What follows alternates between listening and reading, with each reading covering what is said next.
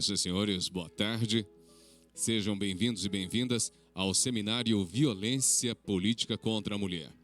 A ação é uma realização do Tribunal Regional Eleitoral de Mato Grosso por meio da Corregedoria Eleitoral e da Escola Judiciária Eleitoral, bem como da Ordem dos Advogados do Brasil, Seccional Mato Grosso, por meio da Escola Superior da Advocacia, a ESA.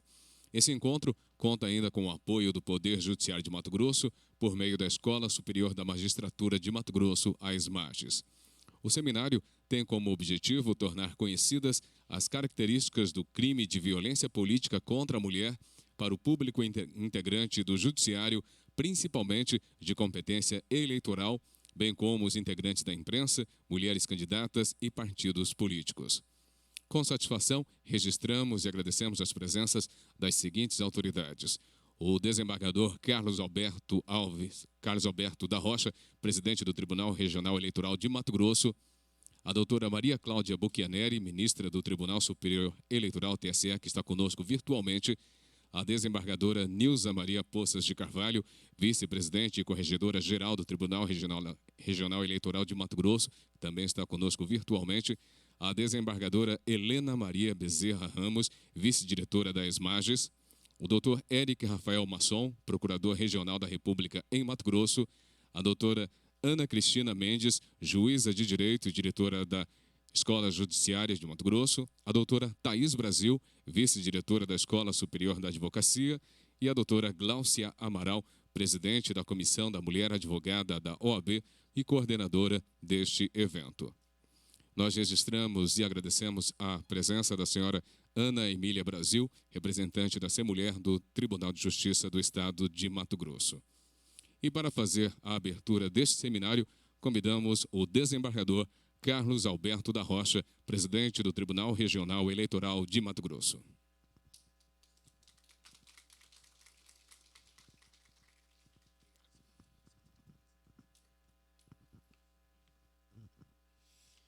Boa tarde a todos, a todas. É com satisfação aqui que temos a presença da ministra do TSE, Maria Cláudia Buchianeri. Muito obrigado pela presença, por aceitar o convite.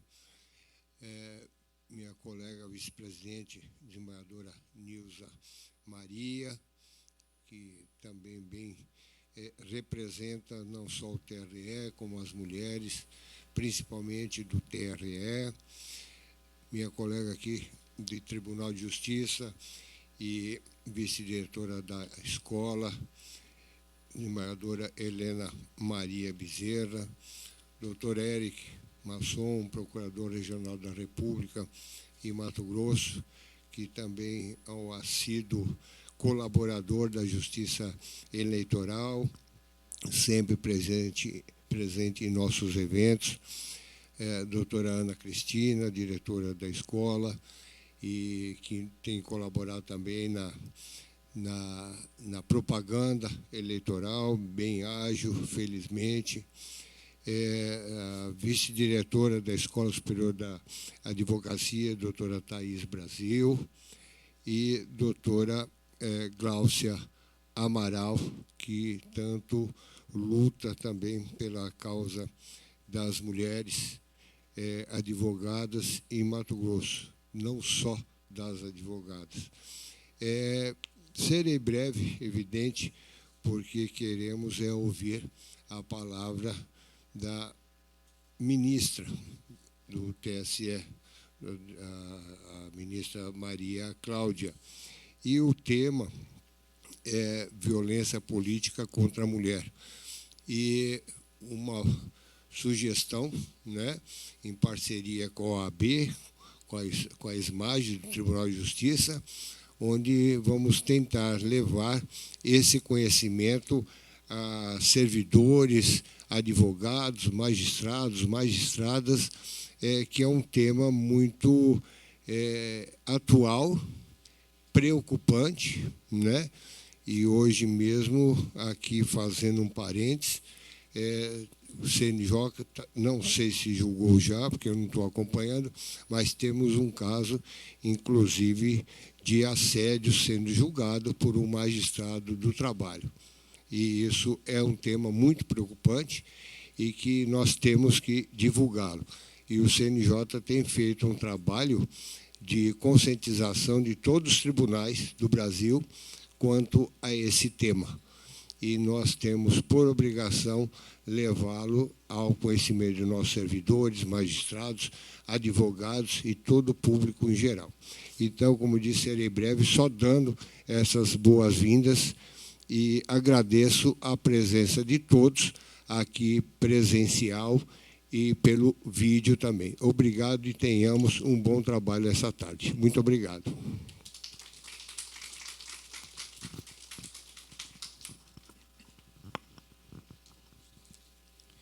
Convidamos para fazer uso da palavra a doutora Gláucia Amaral, presidente da Comissão da Mulher Advogada da OAB e coordenadora deste seminário.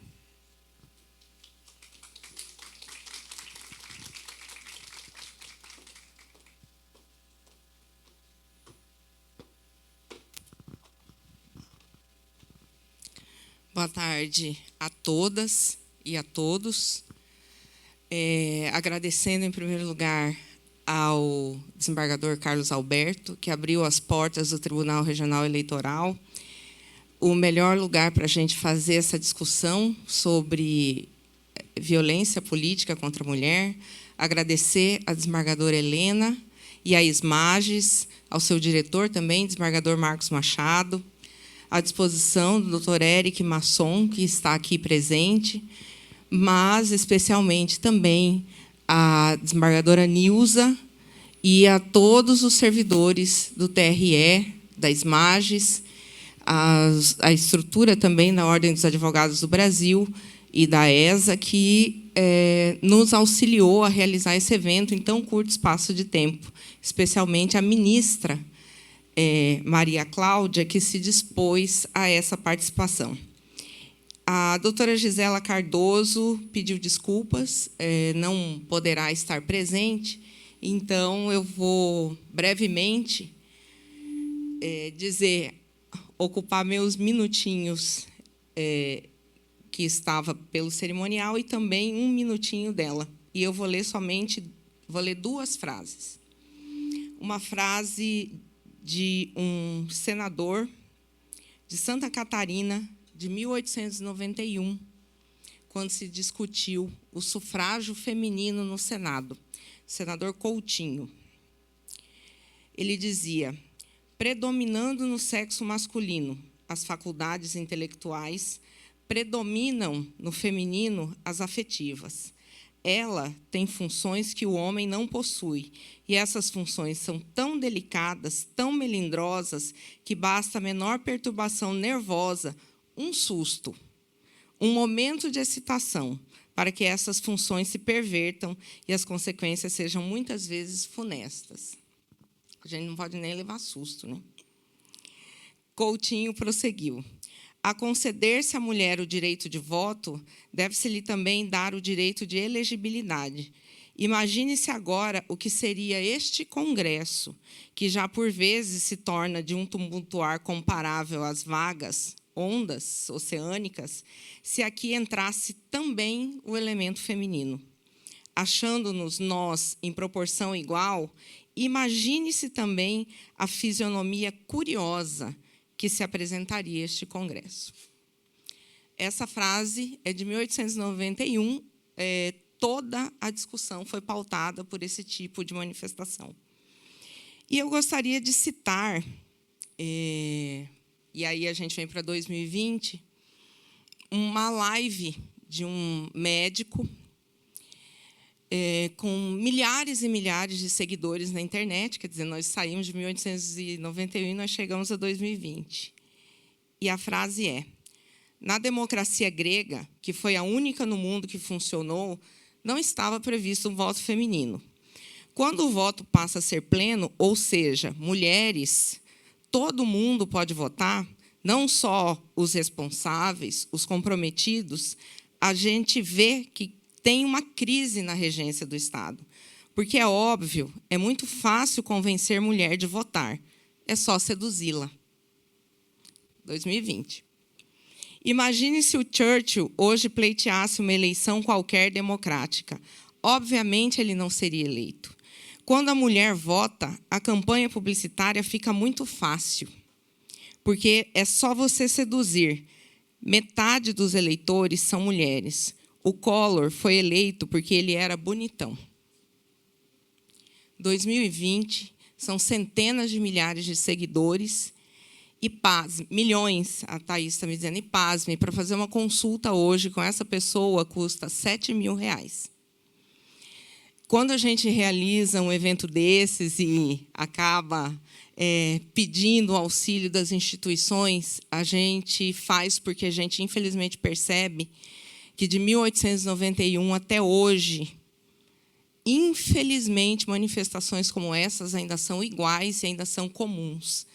E eu fico muito feliz de ver esse auditório com tantas pessoas que se propõem a discutir a participação da mulher na política e a participação de tantas autoridades que se dispuseram a estar aqui.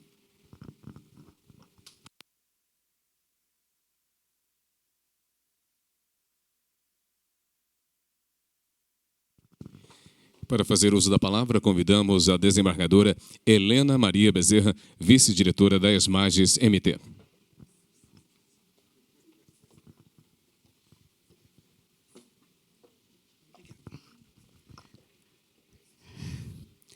Senhora ministra, né, presente a este evento, é uma honra estar aqui com a senhora e ouvi-la. Senhor presidente do Tribunal Regional Eleitoral, desembargador Carlos Alberto Alves da Rocha, meu colega, meu amigo, já estivemos pelo interior juntos, uma pessoa competentíssima. Obrigado por ter aceito o reclamo aqui da doutora Cláudia, porque não é todos que assim o fazem. Então, demonstra um espírito, né, democrático, e então eu também agradeço ter aceitado. Quando a doutora Cláudia convidou a ESMAGES para participar como parceira desse evento, não tive dúvidas em participar, não por ser mulher, né, mas porque eu vejo a importância de um evento desses. Então, a doutora Cláudia, doutor Masson, todos os outros aqui presentes, né, desculpe aqui eu saio um pouquinho do protocolo, né, mas eu sempre tive na minha cabeça que era uma questão cultural, né, essa diferença, que a mulher tem um papel, o homem tem outro, e que cada um tem que fazer bem o seu. Mas, estudando a história, estudando tudo, não é bem assim, não, doutor Carlos Alberto, porque eu descobri uma Helena, a primeira juíza do mundo, se chamava Helena, lá em Roma. E ela decidia em praça pública todas as questões. Se lá em Roma, antes de Cristo, 2000 anos antes de Cristo, uma mulher já podia decidir, por que não continuou alguma coisa nesse sentido, né? Então, não é bem só cultura, é realmente uma questão de luta de espaço, vamos dizer assim. E falar para a mulher sempre todo, para ela, você é esposa, você é delicada, você é bonita, você é jovem, você é sensível, você tem que cuidar dos filhos, da casa, do marido, você tem que ser cheirosa. Eu acho que nós temos que ser tudo isso. Eu procuro ser cheirosa. Mas podemos também julgar. Prova disso que estou aqui, né? 33 anos de magistratura, passei num concurso. Então, a democracia, ela dá essa igualdade para nós, o concurso dá essa igualdade, mas na eleição não é concurso. As mulheres, elas podem também lutar para conseguir uma vaga, né? Mas é tão difícil. Nós só temos a doutora Janaína hoje lá na Assembleia e temos duas lá na Câmara. É muito pouco pelo universo de mulheres que nós temos aqui, de mulheres que sabem os pleitos de uma família, do dia a dia, de professora. Quantas professoras nós temos na Secretaria de Educação? Tem mais mulheres do que homens dando aula. No entanto, eu não vejo uma professora, acho que tirando a doutora Rosa Neide, né, que luta pela profissão, né? Porque ela vive a profissão. Então, eu, não neste pleito, mas eu, quando juíza, quando começou a exigir, né? Porque tem que exigir, que mulheres participassem, né? Com cotas, né? Que quando faz cota, significa que nós somos fragilizados, né? Então, quando eu lembro que muitas mulheres receberam dinheiro para fazer, mas o do homem era o dobro, ou o triplo do valor. As mulheres recebiam menos dentro do partido, ou quando recebiam. Então, não sei se hoje, não estou no eleitoral, se isso está assim, mas eu achava que deveria cuidar disso também. Não é porque o Estado deu um dinheiro para o partido, e o partido tem que dividir igualmente a todos, homens e mulheres, né? Acho que todos têm que ter o mesmo direito de receber os meios de fazer propaganda, né, de si, né, como candidato, né? Então, isso pode estar acontecendo em algum lugar por aí. Algumas recebem e devolvem o dinheiro, também já soube disso. Recebe oficialmente, assina, mas depois devolve o dinheiro, né? Então, isso é uma violência contra a mulher, de modo geral. Isso é uma violência porque toda vez que nós temos que fazer um evento desse, eu fico triste, eu não fico alegre. Significa que nós não estamos bem. Significa que nós não estamos vencendo.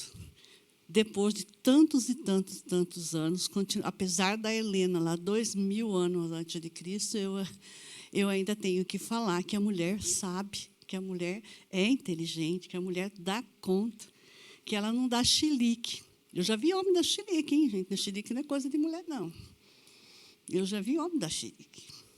Chilique, é da pessoa, seja homem, seja mulher, né?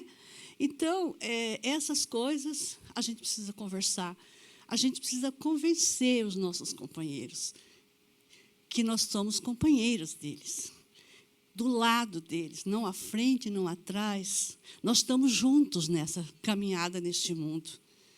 Nós estamos juntos, nós precisamos melhorar a vida de todo mundo, de filhos e filhas, dos nossos filhos e dos nossos filhos. Então, a gente precisa conversar. E essa conversa é muito boa, doutora Cláudia. Parabéns. Era isso que eu tinha a dizer. Muito obrigada.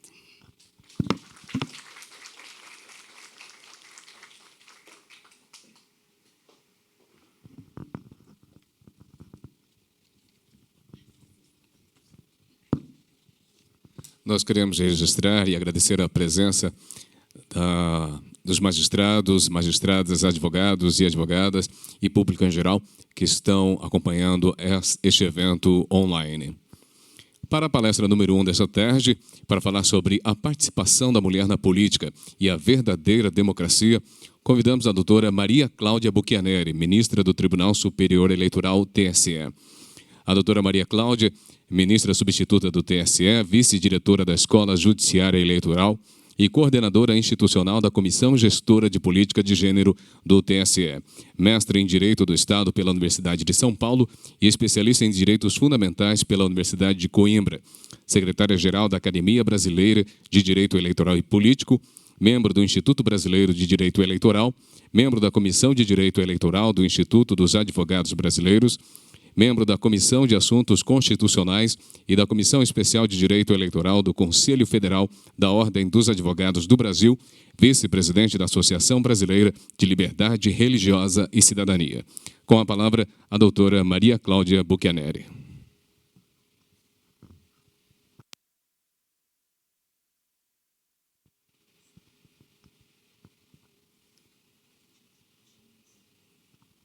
Nós tivemos um problema técnico e a conexão da ministra Maria Cláudia teve um problema. Nós vamos aguardar alguns minutos para a retomada dos trabalhos.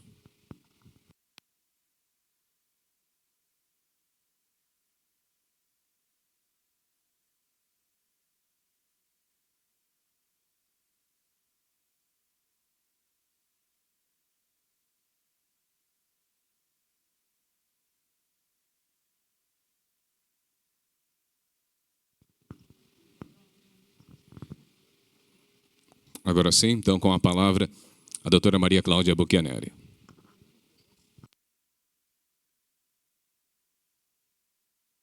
tarde a todos e todas. Me escutam e me ouvem bem?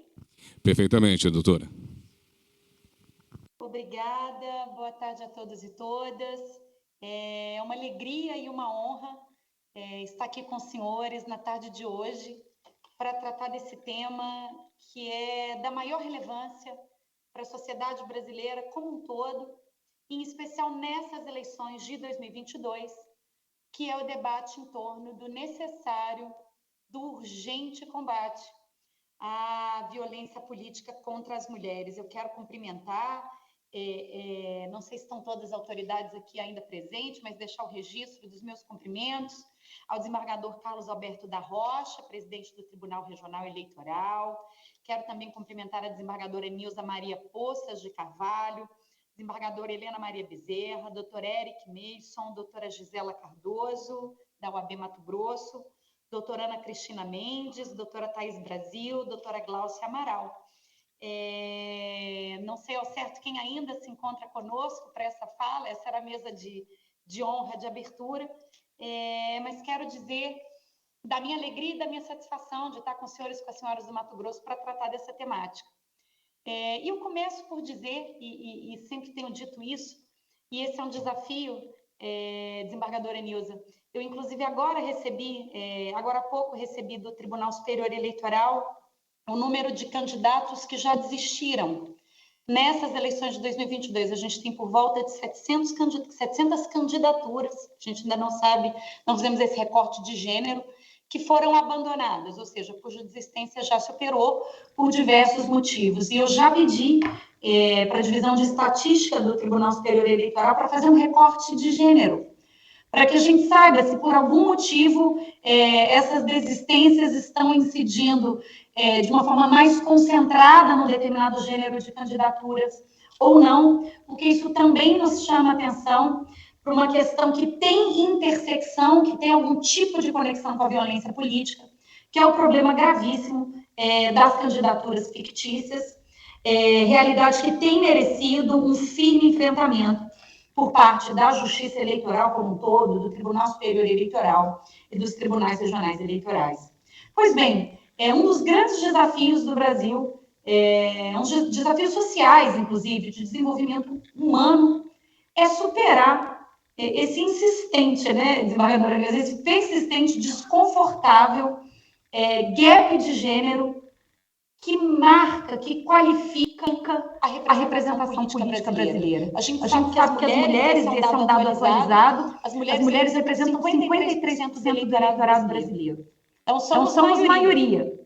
Mas nós ocupamos aproximadamente 15% da Câmara dos Deputados, 15% do Senado da República. E se a gente lançar os nossos olhares para os espaços de poder dentro do Judiciário, a realidade também não é diferente.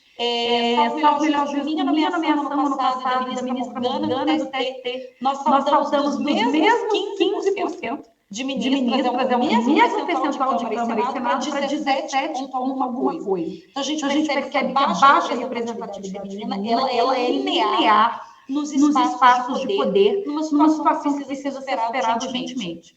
E nós sabemos que a nossa legislação, já de muitos anos para cá, trouxe como uma solução para esse problema desconfortável de baixa representação feminina nos espaços de poder. A gente percebe que o Brasil, com esses 15%, a gente ocupa o antepenúltimo lugar do ranking da América Latina de participação feminina em parlamento. Então, a gente só ganha do Haiti e de Belize. E por hora, em alguns momentos, a desembargadora Belize ainda nos ultrapassa, porque a gente sabe muitas vezes algumas deputadas se afastam, uma prefeitura, sobe o suplente é homem. Então, em alguns momentos, nós estamos no duelo lamentável, cabeça a cabeça, nas últimas posições de Belize. E aí a gente percebe que o grau de desenvolvimento humano no Brasil, a sua renda per capita, índice de desenvolvimento, todos os fatores sociais e de potência econômica do Brasil, todos esses indicadores não se projetam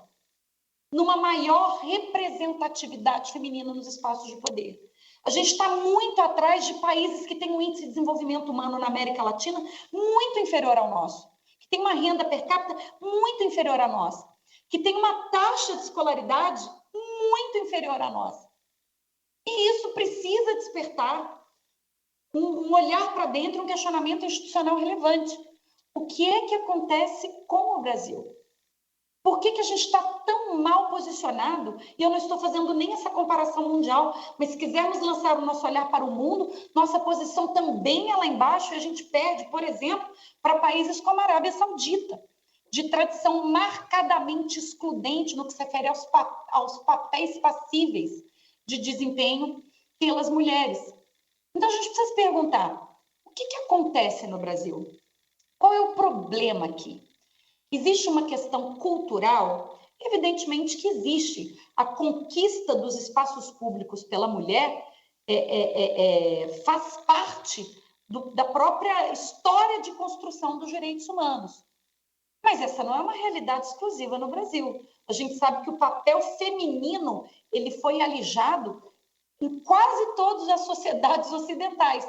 Por que aqui no Brasil demora tanto para que este patriarcado, para que essa tradição machista seja superada? A gente vê que a Suíça permitiu que mulheres votassem apenas na década de 70, agora.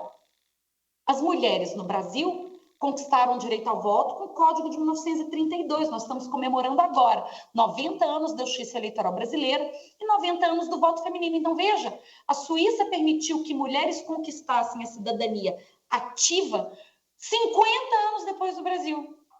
Mas se nós olharmos hoje para a situação de participação feminina política na Suíça, ela é muito mais includente do que no Brasil. E aí a gente precisa nos questionar por que estamos demorando tanto? Por que estamos posicionados de uma forma tão assimétrica quando observamos outros índices sociais e desenvolvimento na perspectiva da América Latina? O que acontece no Brasil? Qual é o problema com o nosso arcabouço jurídico institucional que as mulheres não conseguem romper aquilo que muitos dizem é um telhado de cristal, né? Algumas falácias foram construídas e desenvolvidas, algumas justificativas foram criadas para legitimar uma situação que é injustificável. Eu acho que a desembargadora Nilza já deve ter ouvido falar que mulher não vota em mulher. A gente costuma ouvir muito isso, e essa é uma justificativa. Olha, é por isso que vocês não se elegem, porque mulheres não votam em mulheres. E aí eu devolvo essa pergunta. Será que mulher não vota em mulher? Ou será que as mulheres nem sequer conhecem as candidaturas femininas? Porque essas candidaturas femininas, porque dispõem de menos estrutura, dinheiro, oportunidades e condições, essas candidaturas femininas não têm as mesmas condições de chegar ao olho do eleitor. Por que quando nós falamos sobre candidatas que tiveram um único voto ou 0 votos, essas candidatas num percentual superior a 90% são mulheres? Por que a Justiça Eleitoral precisou estabelecer, via jurisprudencial, no movimento depois chancelado pelo Supremo Tribunal Federal, que não basta aos partidos políticos ter 30% de nomes femininos em suas listas de candidatura? Era imperioso que ao menos 30% do tempo de TV, 30% do tempo de rádio e 30% do Fundo Especial de Financiamento de Campanha fosse destinados a mulheres, com o que nós tivemos o maior salto histórico de representatividade feminina que aconteceu em 2018. Por que foi preciso isso? E por que essa medida, que parecia até intuitiva, porque do que adianta ter 30% de mulheres na lista de candidaturas se essas mulheres não recebem, no mínimo, 30% do dinheiro e 30% do espaço de rádio e de televisão? E se só com isso a gente teve o maior salto histórico de representatividade feminina no parlamento? Isso é um reforço de que as candidaturas femininas não eram, na sua grande maioria, candidaturas com a mesma chance, com a mesma viabilidade dos candidatos masculinos. E é interessante, desembargadora, que mesmo com essa iniciativa, que trouxe um salto histórico de representatividade, ainda na gestão do ministro Luiz Roberto Barroso, fizemos uma reunião com as mulheres que presidem todos os órgãos femininos de partidos políticos, de todos os partidos, desembargadora, de ponta a ponta. E isso é muito interessante, porque percebemos que a queixa dessas mulheres presidentes dos órgãos femininos de partidos, as queixas são lineares. pouco importa o espectro ideológico do partido político, as queixas, as situações eram rigorosamente comuns. E o que disseram essas mulheres? Olha, a decisão do TSE foi um avanço, mas nós precisamos registrar.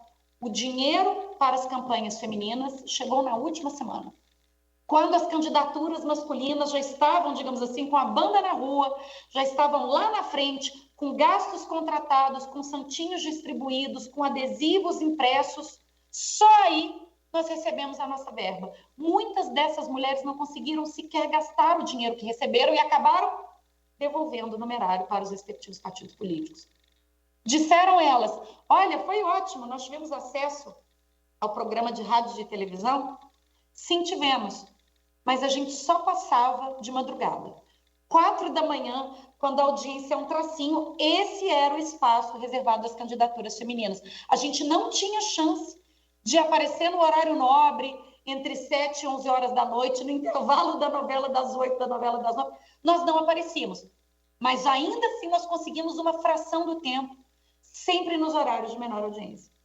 O que revela que mesmo com tais iniciativas, mesmo com todas essa movimentação da Justiça Eleitoral, que diga, se não é responsável por implementar políticas públicas, então navega a Justiça Eleitoral num espaço muito limitado, que é o espaço de regulamentação da lei, e nada mais do que isso, mesmo essa iniciativa, que já trouxe o maior salto histórico de representatividade feminina, sofreu todo tipo de boicote por parte das candidaturas tradicionais, que são eminentemente masculinas. E é com isso que a gente precisa afastar a premissa de que mulher não vota em mulher. Mulher vota em mulher, sim.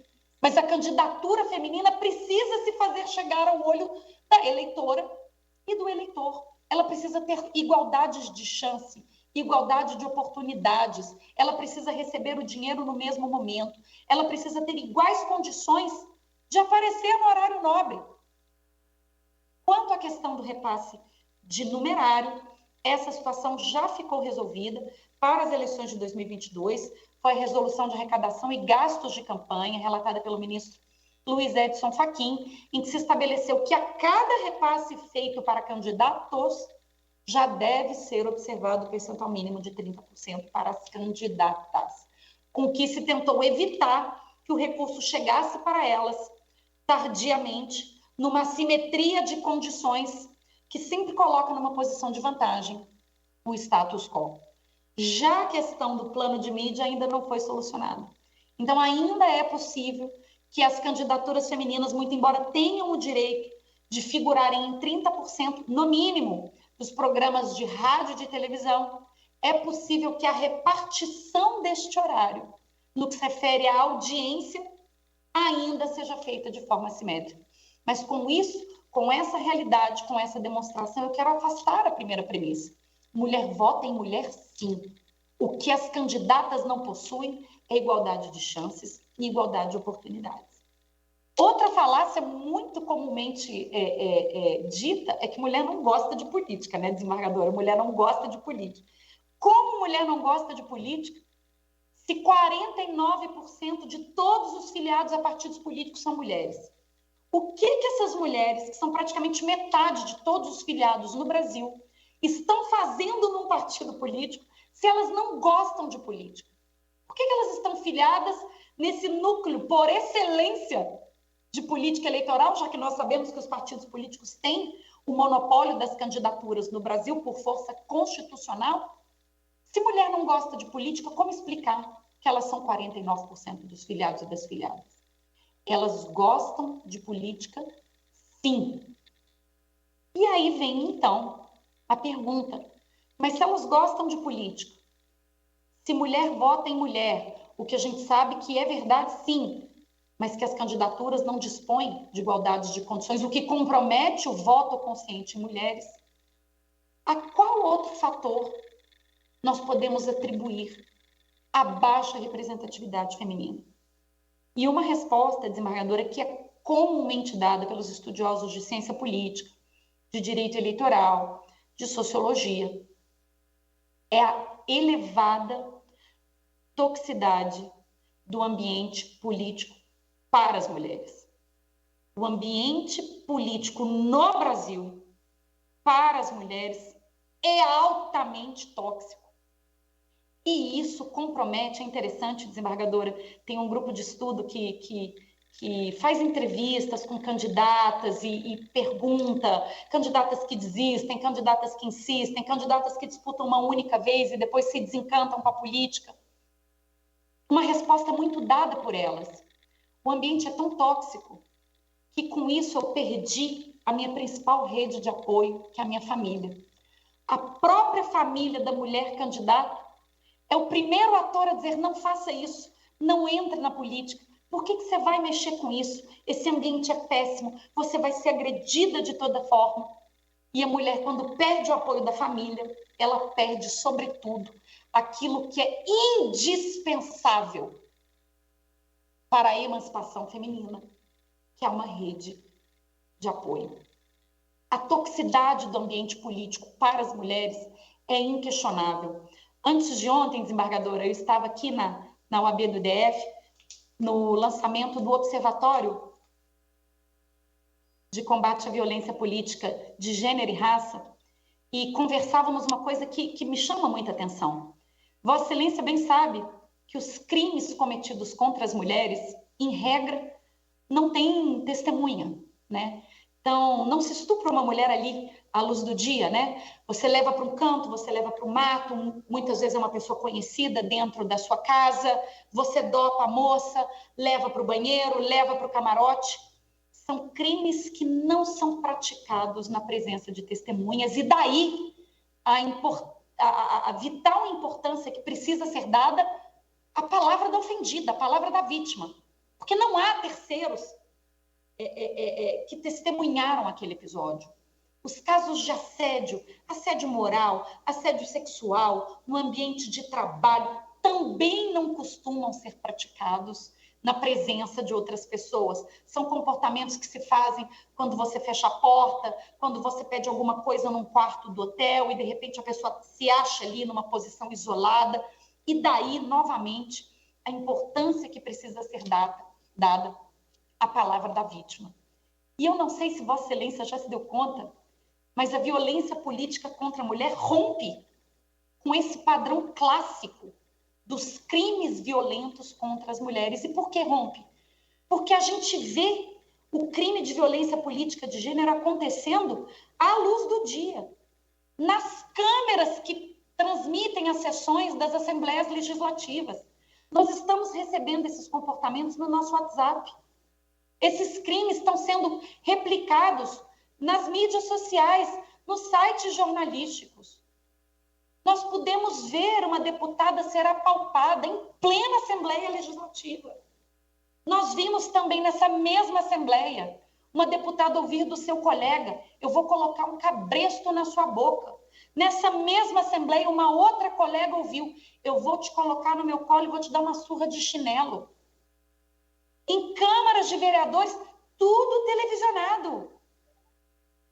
Microfones sendo cortados, vereadoras sendo ofendidas, chorando, sendo acusadas de estarem fazendo mimimi, de se vitimizando.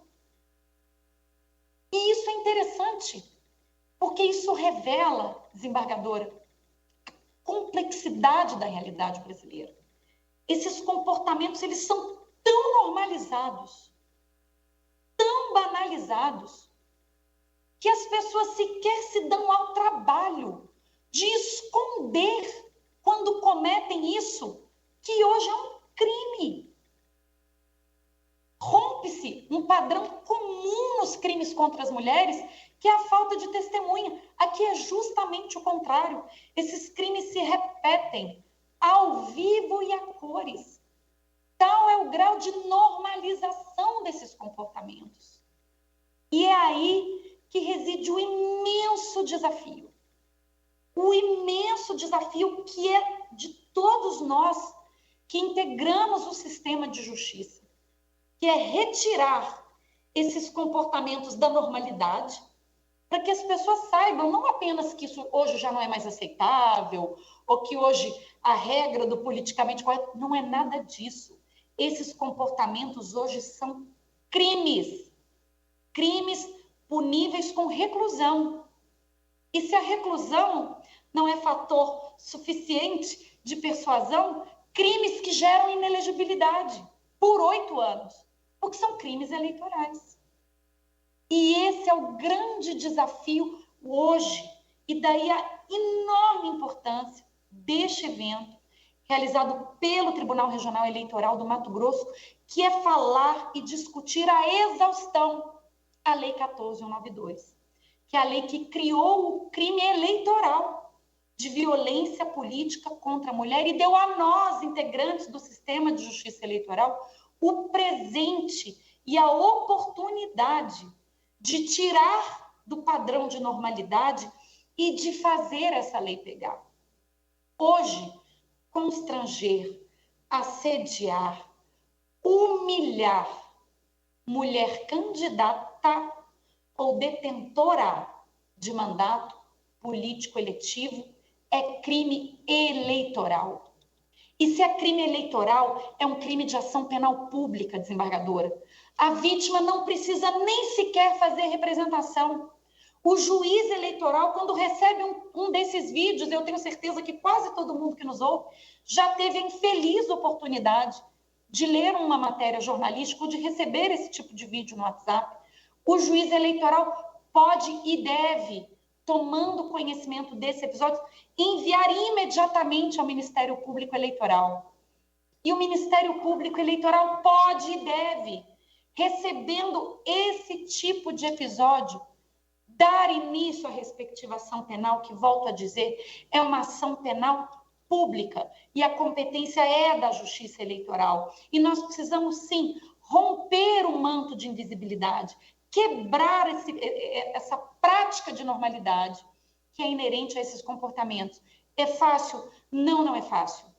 Nós que estamos aqui e que, de alguma forma, estamos acompanhando os episódios dispersos pelo Brasil, percebemos muitas vezes, desembargadora, com desalento, algumas manifestações do próprio sistema de justiça, arquivando ações como essas, porque confundem violência política contra a mulher com crime contra a honra.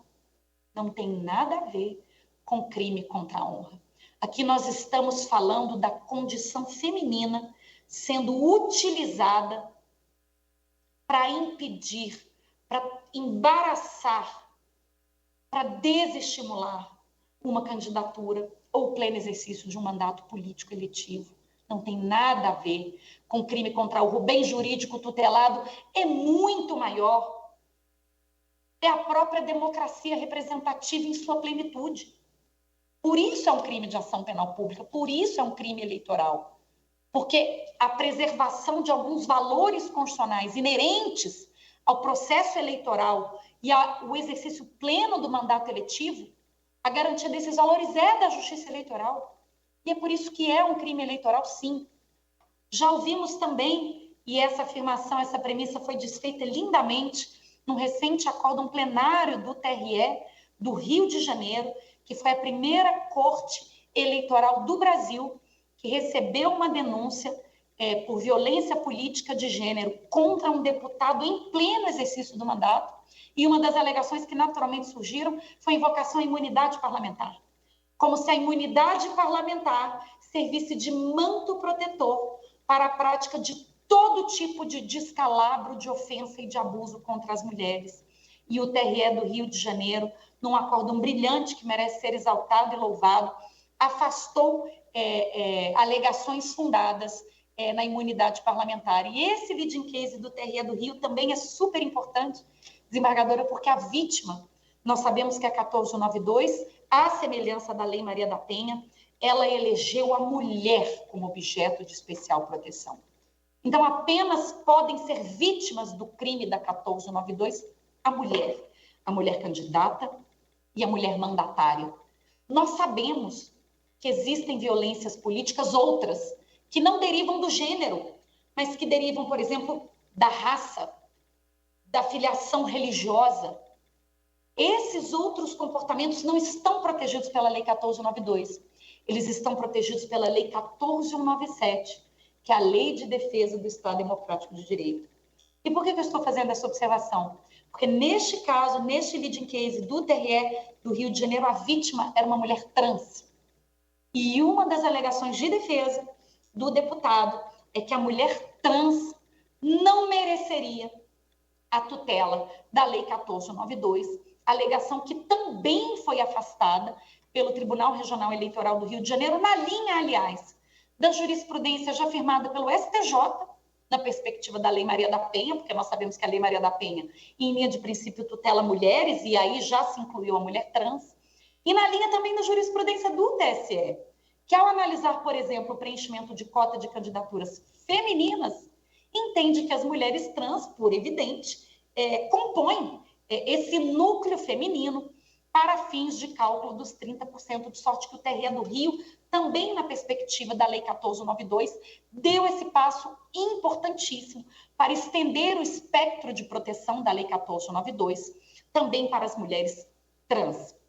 O desafio, portanto, e esse desafio está a cargo de todos nós. Em primeiro lugar, encurtar distâncias. A Lei 1492, ela prevê uma pena mínima de 1 ano.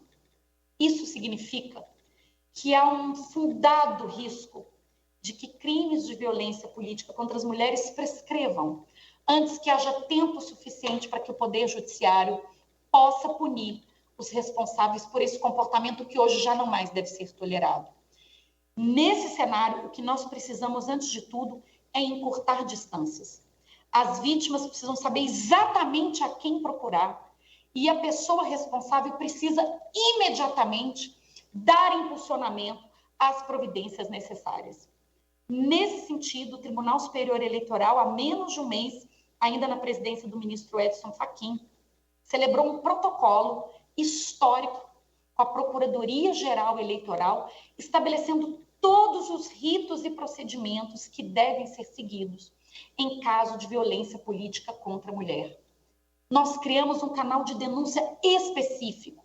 Então, aqui, o que preciso fazer é exortar para que todos usem esse canal específico de denúncias. O canal específico de denúncia está na página principal do Tribunal Superior Eleitoral. Esse canal específico de denúncia, soube que foi pedido que as cortes regionais replicassem esse canal, colocassem na sua página inicial esse mesmo canal de denúncia. A Ordem dos Advogados do Brasil já aderiu a esse protocolo e já está usando esse mesmo canal de denúncia. O Ministério da Mulher e de Defesa dos Direitos Humanos e da Família também vai colocar no seu site esse mesmo canal de denúncia, de sorte que o mais importante não é ter 50 canais de denúncias diferentes, cada um levando essas denúncias para órgãos e escaninhos distintos. Nós precisamos canalizar essas denúncias num lugar só, e esse lugar é esse canal específico de denúncia que vai cair direto no Ministério Público, encurtando distâncias, evitando burocracia e, com isso, evitando que este crime, que precisa ser combatido, prescreva antes mesmo que os responsáveis possam merecer a devida punição. Então, encurtar distâncias, divulgar esse canal específico de denúncia. Sei que a Corregedoria Geral Eleitoral também pediu que esse protocolo fosse encaminhado a todos os juízes eleitorais, e daí reforço a importância deste evento para que a gente possa falar e divulgar esse canal específico. Essa era uma reclamação enorme, desembargadora, de vítimas, vereadoras que estão longe aqui do centro e que não sabem a quem recorrer, não sabem a quem procurar, querem fazer suas denúncias, mandam e-mails para as ouvidorias, esses e-mails demoram a ser respondidos, elas não conseguem acompanhar o fluxo de informação, que fim foi dado à minha denúncia, e é por isso que é de suma importância que nós possamos fazer uso e divulgar o canal específico de denúncia. Esse é o primeiro ponto que gostaria de destacar.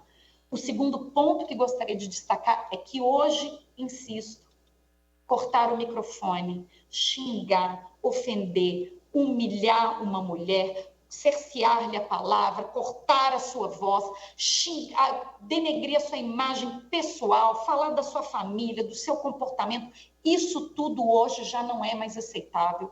É crime de violência política de gênero e deve merecer a devida reprimenda, porque isso é pressuposto necessário para que nós possamos minimizar a toxicidade do ambiente político e, com isso, possamos incrementar a representação feminina nos espaços de poder. E, por fim, o que preciso registrar, e não poderia deixar de fazê-lo, novamente cumprimentando o TRE do Mato Grosso por essa maravilhosa iniciativa e já me colocando aqui à disposição para o que der e vier na condição de coordenadora institucional do TSE Mulheres, é que precisamos falar. Falar, falar, falar. Precisamos romper padrões. Isso não é fácil. E, sobretudo, precisamos fazer a 1492 pegar. Esse foi um presente que o legislador deu a nós, integrantes do sistema de justiça eleitoral. Então, vai competir a nós fazer com que essa lei tenha concretude e que, com isso, a gente possa colher os frutos de uma maior representatividade feminina nos espaços de poder. Eu termino, desembargadora, dizendo que essa experiência de estar aqui ocupando um espaço importante, de poder coordenar o TSE Mulheres, me trouxe um olhar diferente. E é esse olhar diferente que eu gostaria de compartilhar com todos e todas que nos escutam. Eu, certa vez, tenho contado muito, vou contar muito rapidamente, que vejo que meu tempo se encerrou. Eu faço ginástica, desembargadora, às 7 da manhã. E às 7 da manhã, a CNN exibe um programa de entrevistas e comentários. E há 2 ou 3 semanas atrás, o assunto era a Procuradoria-Geral da República. E os comentadores, os analistas, políticos, criticavam a postura do Procurador-Geral da República, Dr. Augusto Aras. E lá pelas tantas, a crítica se voltou à vice-procuradora-geral da República, que é uma mulher, que é a doutora Lindora Araújo. E na hora que o comentarista foi tecer uma crítica a ela, e é preciso dizer, as críticas institucionais são legítimas, são desejáveis, é papel mesmo da imprensa comentar e criticar, assim como tinha criticado o Procurador-Geral da República. Mas quando ele foi se dirigir à vice-procuradora-geral da República, ele disse o seguinte: a dona Lindora errou. A dona Lindora, no terceira dona Lindora, eu estava ligando para a CNN. Porque nós sabemos que essa expressão dona, que não é usado com o Procurador-Geral da República. As pessoas criticam o Procurador-Geral da República, mas não chamam ele de seu Aras. Isso não se coloca. Já não vê alguém chamando ele de seu Aras. Mas quando vão criticar uma mulher, ela já não é mais a doutora Lindora, nem a vice-procuradora-geral da República. Ela já se converteu na dona. Dona Lindora. Num tônus pejorativo que nos remete... Qual é a ideia do dona? De onde vem essa locução? Dona Lindora, Dona Nilza, Dona Maria Cláudia? Vem do dona de casa. Inclusive de uma cultura colonial e escravocrata da dona de casa, conversando com seus empregados, e aí ela é tratada de Dona Cláudia. Então, veja que a crítica institucional, quando ela é dirigida para a mulher, ela veio acompanhada daquela conotação de seu lugar não é aí. Volta para casa, que esse ambiente não te pertence. Volta para sua casa, vai cuidar da sua casa, do fogão, da roupa, da comida. É o Dona Lindora. Liguei reclamando e estou dando esse exemplo porque esse novo olhar que eu gostaria de convidar todos e todas a termos, porque são pequenos exemplos, muito sutis, evidentemente que isso não é crime, não é nada, mas que revelam como o machismo estrutural está impregnado na nossa cidade, inclusive entre nós, mulheres. 10 dias depois, eu estava assistindo o mesmo programa, no mesmo horário, e o assunto era a ministra Rosa Weber eleita presidente do Supremo Tribunal Federal. Aí a pergunta era o que esperar, quais as diferenças do ministro Luiz Fux para a ministra Rosa, né? Quais as características mais marcantes da futura presidente? Aí veio o comentarista. Olha, a ministra Rosa Weber é muito discreta. E um dos principais atributos que chamam muita atenção são os lenços que ela usa em cima da toga. Nesse momento, quando ele falou isso, meu marido até já me deu o telefone para eu poder ligar lá e reclamar novamente. Porque é muito difícil acreditar que a terceira mulher a presidir o Supremo Tribunal Federal tenha como atributo mais marcante a ser objeto de comentários, elogios e análises um lenço que ela usa. Então, eu convido a todas e todos a tomarmos consciência do grande desafio que é tirar do padrão de normalidade determinados comportamentos e vamos, sim, dar concretude e eficácia a esse enorme presente que a Justiça Eleitoral ganhou, que é a Lei 1492. Muito obrigada.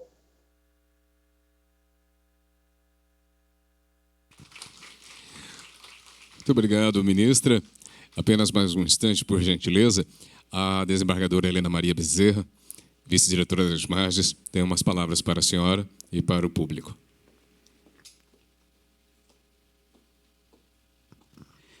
Ministra, eu não poderia deixar de pedir a palavra, agradecer a sua referência constantemente à minha pessoa e dizer para a senhora que eu tenho 33 anos de magistratura e eu convivi com essas situações no cotidiano, como juíza criminal, por exemplo, em que eu vi um colega que absolveu um estupro, dizendo que a menina, a expressão que ele usou, falou assim, mas também, ela fica andando de sainha curta às 10 horas da noite. Então, assim, realmente é um pré-concepção, né, de uma situação concreta, um preconceito, e que é estrutural, né, essa violência que a gente sofre todos os dias, todos nós sofremos, né? Então, eu parabenizo, fiquei muito feliz de ver uma pessoa como a senhora, tão lúcida e tão ciente dos nossos direitos e dando essa palestra maravilhosa. Muito obrigada mesmo, de coração.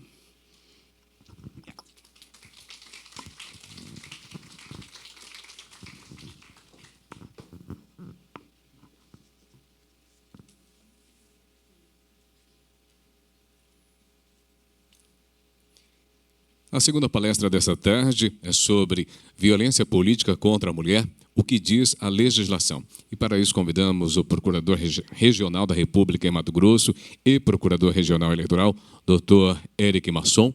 Ele é Procurador da República, titular do Ofício Ambiental e Procurador Regional Eleitoral em Mato Grosso, graduado em Direito e Ciências da Computação, especialista em Direito e Processo Administrativo e em Rede de Computadores, ocupou anteriormente as funções de auditor do Estado na Controladoria Geral do Estado de Mato Grosso e de analista no Ministério Público Estadual. Com a palavra, Dr. Éric Masson. Obrigado, Johnny. Obrigado a todos. Gostaria também de parabenizar a palestra da ministra Maria Cláudia Buchianeri, que foi sensacional. Nossa, fazia muito tempo, ministra, que eu não via uma palestra tão bem organizada, tão efusiva e enfim, né, que inspira, né? Não só as mulheres, que eu estou até me sentindo um estranho aqui no ninho, né? Enfim, né, eu não sou uma pessoa que sofre, de fato, a violência de gênero, porque eu nasci homem, né? Mas eu tenho uma mulher em casa, minha esposa, ela também é procuradora da República, e ela também tem um pensamento, ela tem atitudes muito fortes, né, que me fizeram pensar e repensar muita coisa na minha vida. Então, o exemplo, o trabalho também na área do direito faz com que a gente mude muito a postura e perceba que, de fato, o machismo é estrutural. Então, eu vou tentar aqui trazer um pouco do que a ministra já falou. Ela já falou muita coisa do que eu já iria comentar. Eu vou tentar explicar um pouco mais sobre a legislação na parte criminal, né? E depois a doutora Ana Cristina, ela também, a gente fez um combinado aqui, né, doutora Ana Cristina, para a gente dividir um pouco a lei e sobre os temas que nós falaremos aqui. Bom, agradeço também o convite de toda a organização, da doutora Gláucia, da doutora Helena, enfim, a toda a organização aqui. E cumprimento a todos que estão aqui pessoalmente, né, já na pessoa da ministra Maria Cláudia, enfim, da desembargadora Helena, da Gláucia, enfim, a todos aqui, da doutora Natália, advogada aqui representando todos os advogados também, né? Enfim, a todos que estão aqui presentes. Eu vou tentar falar um pouquinho. Eu sou membro também do Ministério Público Federal, né, que é a Procuradoria Regional Eleitoral, no segundo grau, ela é composta por membros do Ministério Público Federal. E dentro do Ministério Público Federal também, além de falar um pouco sobre o crime, eu vou falar um pouco sobre o que está sendo feito, né? A ministra já falou um pouco. Deixa eu ver se eu consigo fazer com que isso funcione aqui. Tá. Bom, o que é a violência política de gênero, né? Eu trouxe aqui uns slides para auxiliar e também todos que acompanham na internet fica mais fácil de entender. Ela não é só uma ação, tá? Ela também é uma omissão que tem alguma finalidade específica, que é obstacularizar os direitos políticos da mulher. Então, não basta somente uma ação, que geralmente é o que a gente vê e vê à luz do dia, né? Gravado em câmeras, as pessoas falam, de fato, na cara da mulher e não tem nenhum pudor. Nós estamos num ponto no Brasil que as pessoas não têm pudor mais de falar as coisas na frente, né? Mesmo que seja um crime que está sendo cometido. Mas, enfim, mesmo a omissão que tenha esse fim de obstacularizar o direito político da mulher, e aqui a gente fala, por exemplo, de não colocar as mulheres nas candidaturas, de forma a impedir que elas exerçam o direito político, isso também pode caracterizar, por exemplo, o crime da violência política de gênero. Enfim, incluindo qualquer distinção, exclusão ou restrição no reconhecimento, gozo, exercício dos direitos, suas liberdades políticas fundamentais, em virtude da sua condição de mulher. Ou seja, só porque ela é mulher. Tá? Isso é o tipo de violência, talvez das mais absurdas que a gente tem dentro da nossa sociedade, né? Uma violência por conta de uma condição da pessoa, seja ela, por exemplo, mulher, ou por conta da sua cor, da sua raça, ou da sua convicção religiosa. São aqueles tipos de crimes, né? Daquelas situações de ojeriza mesmo, né? No Estado democrático de direito. Bom, os direitos políticos, né? Só para a gente situar, é a participação popular no processo político, é a atuação do cidadão na vida pública de determinado país. E aqui no Brasil, a gente fala de direitos políticos, não é só o direito de votar e ser votado, mas também de exercer, de representação no processo político como um todo. Por isso que o crime, como a ministra já disse, ele implica também no exercício do mandato, né? Como quando a mulher está exercendo o mandato, está lá na Câmara dos Vereadores ou na Assembleia Legislativa e sofre a violência de gênero, ela também está tendo seus direitos políticos tolhidos por conta dessa violência, né? Então, isso faz parte da gama dos direitos políticos. No Brasil, a gente tem esses direitos políticos vistos de uma forma mais ampliada. E, para demonstrar isso mais claramente ainda, né, nosso primeiro artigo da Constituição, aquele que abre a nossa Constituição Federal, ele diz que todo poder emana do povo que o exerce por meio de representantes eleitos ou diretamente. Ou seja, quem está em exercício dos direitos, do todo o poder, ele também está no exercício de direitos políticos. Tá? Então, eu acho que até, penso eu, já vai uma opinião, né, que essa questão dos direitos políticos elas não vão ser restritas apenas ao âmbito do legislativo ou do executivo, né, de cargos políticos, mas também isso pode espalhar para o Poder Judiciário, doutora Ana Cristina. Por que não? Né, porque a senhora detém o poder de um dos poderes, né, que é o de julgar.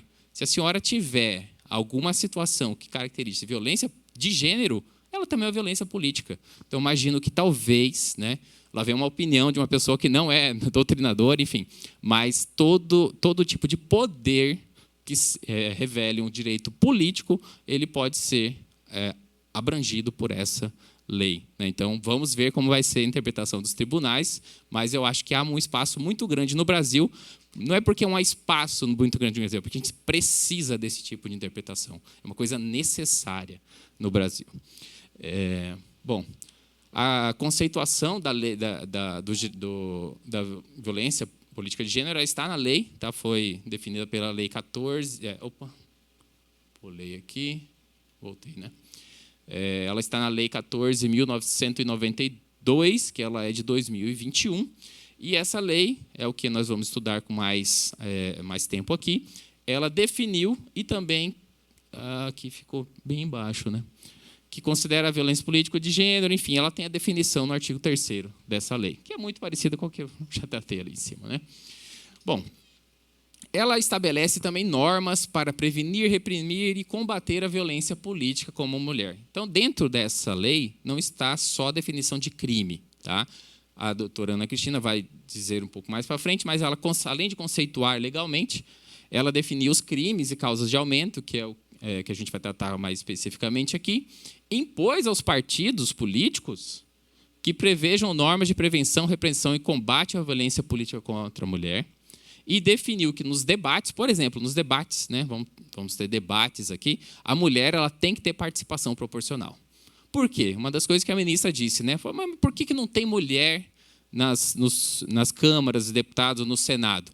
Porque elas não têm o mesmo espaço de visibilidade que os homens têm, isso é notório, né? E aí um dos pontos que a lei já trouxe, fala assim, olha, você vai ter, se tiver debate, que talvez seja uma das principais audiências dentro de um processo eleitoral, então tem que também ser resguardado o direito de proporção às candidatas mulheres. Então, aqui a gente tem um ponto específico previsto. Bom, vamos lá para o crime propriamente dito. O crime, a lei ela criou um crime dentro do Código Eleitoral. Tá? Então, o primeiro ponto, se é um crime previsto no Código Eleitoral, ele é um crime eleitoral. Né? Em regra, ele é um crime eleitoral. Então, ele vai ser tratado dentro da Justiça Eleitoral. E o crime, ele tem... Olha só como ele é grande. Né? São aqueles tipos penais que tentam colocar várias coisas lá dentro. Né?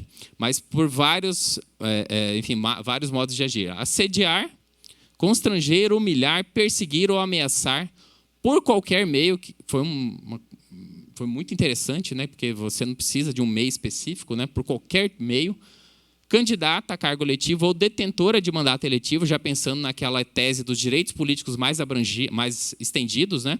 Não só a candidata a cargo eletivo, mas também a detentora do mandato eletivo, que você não pensa só naquela questão de não se candidatar, mas também do exercício do mandato, utilizando-se do menosprezo ou discriminação à condição de mulher ou à sua cor, raça e etnia. Então, sempre mulher relacionada também a alguma outra condição pessoal. Com a finalidade, então, o especial fim de agir aqui, de impedir ou dificultar a sua campanha eleitoral ou o desempenho do seu mandato eletivo. Nessa questão, por exemplo, no momento da divisão da cota do Fundo Especial de Financiamento de Campanha, lá, vamos colocar aqui só R$5.000 aqui na conta da mulher. Vocês acham que R$5.000, por exemplo, para disputar o cargo de deputado estadual no estado de Mato Grosso, a pessoa precisa, ao menos pegar o carro e sair andando por aí, né, para divulgar a sua candidatura. Ou então fazer publicações na internet, enfim, né? Todo mundo aqui pode imaginar como que faria a sua própria campanha, né? Vocês acham que R$5.000 seria suficiente para você conseguir uma quantidade de votos para a sua eleição? Ou é uma mera participação formal? O que vocês acham? Já pararam para pensar? Depois eu convido vocês... Aí essa pergunta eu convido vocês a usarem um sistema que existe no TSE há muito tempo, que se chama DivulgaCand. DivulgaCand, ele tem as informações de todos os candidatos do Brasil. Tá? E lá tem... quanto a pessoa gastou, quanto foi sua receita e a sua despesa. E eu convido vocês a olharem as candidaturas femininas. Não precisa olhar todas. Só uma olhada nas mulheres ali, para ver quanto foi que elas arrecadaram. Para vocês verem a diferença absurda comparando com as candidaturas masculinas. E, em especial, daquelas que têm aquela chamativa, né, de trazer mais votos. Né? Então... é uma situação que é difícil se mudar se a gente não der mais espaço de visibilidade. Tá? E aí, eu penso, será que se um partido lá internamente, nessas decisões, né, não tiver deliberadamente essa ideia de restringir o espaço da mulher, será que... né, o que está acontecendo? Né? Por isso que os partidos têm que criar, dentro das suas normas, meios possibilitando para que a mulher tenha, de fato, espaço para tentar alcançar o cargo público. A pena desse crime ela é reclusão de 1 a 4 anos e multa. Então, aqui já vem o primeiro ponto que, para o Ministério Público, não é bom, né? Porque cabe suspensão condicional no processo. Então, se a pessoa, enfim... o acusado ele não tiver antecedentes criminais, alguma coisa assim, muito provavelmente um processo desse nem vai andar. Né? Estou sendo bem real para vocês. Tá? Infelizmente, é isso. Né? Então, talvez a exposição seja pior do que o próprio processo, né, no Brasil, por conta desse crime. Mas, e além disso, ainda cabe o acordo de não persecução penal. Bom, vamos lá, as características, não vou tentar não ser tão maçante aqui, porque aqui é mais técnico, né? Mas o sujeito passivo ele é restrito ao gênero feminino, e aí a ministra já falou sobre a trans, né? Então a trans entra aqui, a transgênero feminina entra também nesse tipo. O tipo é penal múltiplo, alternativo, enfim, tem diversas formas de se praticar esse crime, né? Então, tem gente que faz todas elas aqui, não quer só assediar, ele quer constranger, ele quer humilhar, ele quer fazer de tudo, né? Então, penso até que cada tipo desse aqui pode, inclusive, aumentar a pena, porque se a pessoa fizer só é 1 ano, né? Mas se fizer 2, 3, 4, 5, então, é nessa construção que a gente precisa pensar na hora de pedir a causa de aumento de pena, né? O caso de aumento de pena não, desculpa, o aumento da pena base. A forma é livre, então isso foi uma vantagem aqui dessa lei, que ela é por qualquer meio. Então não importa se foi a palavra, se foi um WhatsApp, o que for, não importa qual foi o meio que se utilizou, é caracterizado esse crime. E tem, lógico, um especial fim de agir, que é impedir ou dificultar a campanha eleitoral ou o desempenho de mandato eletivo. Então, aqui a gente tem esse especial fim de agir, que é específico do crime. Além disso, a lei, no aspecto penal, ela criou causas de aumento de pena para crimes eleitorais, basicamente os crimes contra a honra eleitorais. Aqui nós temos o fake news, que virou crime também, tá? Isso é interessante até para os candidatos, não se esqueçam disso. Fake news não recebe só multa e tira a retirada da propaganda ilegal, ela também é crime. Em diversos casos, nessa eleição agora, estão sendo julgados a propaganda irregular e o Ministério Público está pedindo a instauração de inquérito policial. Então, fake news. Agora, se o fake news foi por conta de uma condição da mulher, né? Por conta uma violência de gênero. Aí nós temos aqui uma causa de aumento de pena de 1/3 até metade.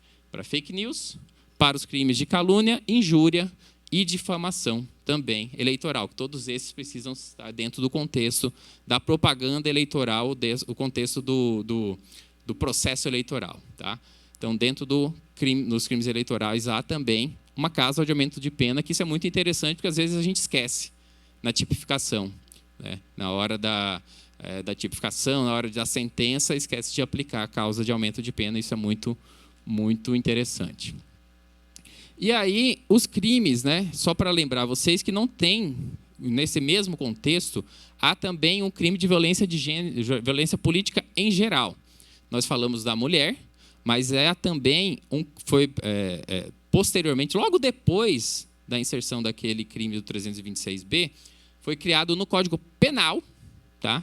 No Código Penal, um tipo dentro do título Crimes contra o Estado Democrático de Direito, crimes contra o funcionamento das instituições democráticas no processo eleitoral. Este é o capítulo desse crime. E o artigo 359P inserido dentro do Código Penal é restringir, impedir ou dificultar, com emprego de violência física, sexual ou psicológica, o exercício de direitos políticos a qualquer pessoa. Aqui já não se restringe mais à mulher. Isso não importa. Homem ou mulher, qualquer gênero aqui pode ser alcançado por esse tipo. Em razão do seu sexo, raça, cor, etnia, religião ou procedência nacional. Tá? Aqui nós temos um crime um pouco mais específico, cuja pena, não apareceu aqui, ele é bem maior. Se eu não me engano, a pena é de 3 a 6 anos. Tá? Então, para a mulher, a pena é de 1 a 4, quando é específico para a mulher. Para o geral, ela é de 3 a 6 anos. Aqui também a gente tem uma questão específica também, que é o emprego de violência, enfim, né? Mas fica essa questão. Tá? As características desse crime, enfim, ele é um crime, o sujeito passivo é qualquer um, o tipo múltiplo alternativo também, né? Impedir, restringir, dificultar. Agora, aqui precisa de uma forma vinculada. Aqui é diferente. A outra é por qualquer meio, lembra? Qualquer meio que for utilizado para violência de gênero contra a mulher, cabe a caracterização do crime. Aqui não. Aqui precisa violência física, sexual ou psicológica. né? Talvez, será que só uma fala vai ser considerada pela jurisprudência como uma violência psicológica, ou vão ser necessários diversos atos para configurar violência psicológica? Ainda vai ser uma questão que a doutrina e a jurisprudência vão ter que avançar, né? É interessante que, na pena desse crime aqui, a forma vinculada em emprego de violência é a pena desse crime e mais a da violência. Tá? Então, por exemplo, se houver lesão corporal, é a pena desse crime mais a da lesão corporal. Tá? Infelizmente, no slide passado não apareceu a pena. Então, tem isso. Mais a pena da violência. Tá? A motivação, em razão do seu sexo, raça, cor, etnia, religião ou procedência nacional. Pode mulher aqui? Claro que pode. Tá? Então, aqui, se o especial, o meio, a forma vinculada foi, por exemplo, com violência física, né? Aqui é um tipo mais especial. Então, aqui vai caber, ao meu entender, o crime do 359P do Código Penal. Tá? Enfim, e aqui a gente tem mais questões, não só do sexo, raça ou cor, aqui também tem etnia, religião ou procedência nacional, ou seja, estrangeiros também. Aqui são tutelados expressamente por essa legislação. Aqui nós temos uma objetividade jurídica, né? Qual que é o motivo? Por quê? A participação ampla e plural, enfim, é a participação no processo político, né? E aqui eu estava explicando embaixo que aplica-se o 359P, as hipóteses 326B, que é o crime anterior, quando houver a especialidade, né? Por exemplo, o emprego da violência física, tá? O emprego da violência sexual contra a mulher. Qual crime, ao meu ver, vai caber esse crime aqui do Código Penal, porque era um crime mais especial e também a pena, justamente, ela é maior. E sem contar a violência. Tá? Então, se, por exemplo, utilizou-se de um estupro para cometer esse crime, vai ser esse crime e mais o estupro. Tá? Bom, eu acho... Alguém tem alguma dúvida sobre o crime específico? Já? Porque eu gostaria de falar um pouco sobre o que já foi feito pelo Ministério Público, rapidinho. Deixa eu ver se eu tenho... Aqui eu tenho 4 minutos, para dizer o que a gente já fez, né? O que o Ministério Público Eleitoral fez. A ministra já deu uma palha, vamos dizer assim, do que a gente já fez, né? O Ministério Público Eleitoral, primeiro, né? A base de tudo, na verdade, está aqui. Instituiu um GT, um Grupo de Trabalho de Prevenção e Combate à Violência Política de Gênero. Isso está dentro do Ministério Público Eleitoral, lá em Brasília. Tá? Ele é composto basicamente por mulheres e colegas muito atuantes, que entendem muito dessa temática. E o grupo já expediu recomendação a todos os partidos políticos para quê? Para que eles estabeleçam as normas internas acerca do combate à violência política de gênero. E essas recomendações elas têm sido acompanhadas, tá? Para ver se partido fez ou não fez. Nós temos uma lista lá.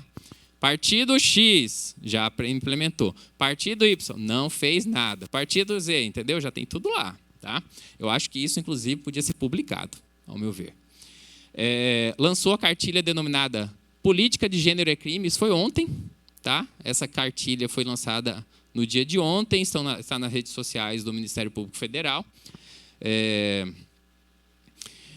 Até o início de agosto, já foram, pelo monitoramento do grupo, já foram promovidas 3 denúncias. Uma já foi recebida, que foi a do TRE do Rio de Janeiro. Tá? Já foram feitas 3 denúncias pela violência, pelo 326B. E também havia 15 representações que eram monitoradas. Pode colocar mais uma aí, porque a gente tem um caso recentíssimo no Mato Grosso, no interior do Mato Grosso, que um vereador chamou... Bom, a maioria de vocês, eu não vou falar muito, né, porque a gente está em processo eleitoral, é meio complicado, mas nós temos um caso no interior do Mato Grosso de violência de gênero que está sendo investigado. Tá? Criação de marcadores específicos, então, no PJE tem esse tipo lá, né, para estatísticas, e foi feito o protocolo, a ministra comentou, no final da gestão do Fachin, no TSE, criou-se um protocolo para atuação conjunta, e nesse protocolo, uma das regras o canal de denúncias vai ser único, e basicamente vai ser dentro do Ministério Público Federal. E aqui criou-se material de divulgação, que tem tudo, tá? Aqui tem materiais de doutrina, enfim, os protocolos. Nós tivemos também a adesão de diversos grupos femininos, enfim, que tentam inserir cada vez mais a mulher no espaço democrático. Então, aqui nesse site tem muita informação. Bom, como denunciar, que é uma coisa extremamente importante para que isso não fique enfim, que todas as situações não apareçam. Tá? No site do Ministério Público Federal e Estadual, eu falo até do estadual, porque por mais que a função do eleitoral esteja mais vinculada, nesse caso aqui, né, enfim, esteja sendo tocada pelo Ministério Público Federal, mas, no final das contas, são os promotores eleitorais que vão acabar atuando nesses crimes, lá em primeiro grau. Tá? Polícia Federal Civil, utilizando o próprio pardal do TSE, do TRE, né, o sistema pardal, porque ele tem lá outras condutas, né? Nada impede que a pessoa entre ali e vai ser direcionada para o Ministério Público, o site do Ministério Público. E essa daqui ficou como sendo a marca oficial da campanha. Tá? Então, nos sites, nos sites do Ministério Público, essa aqui é a marca, tá? da denúncia, do local específico para a denúncia. Foi criado um portal específico e há um protocolo, inclusive, de atendimento à mulher. Foi criado, inclusive, o protocolo de como fazer o atendimento nesses casos de violência política e de gênero. Muito obrigado pela atenção de vocês. Espero ter passado um pouquinho de conhecimento. Se tiverem alguma pergunta, estou à disposição também. Mas agradeço. Obrigado. Só um instante, doutor. Temos alguma pergunta? Eu posso levar o microfone até a pessoa.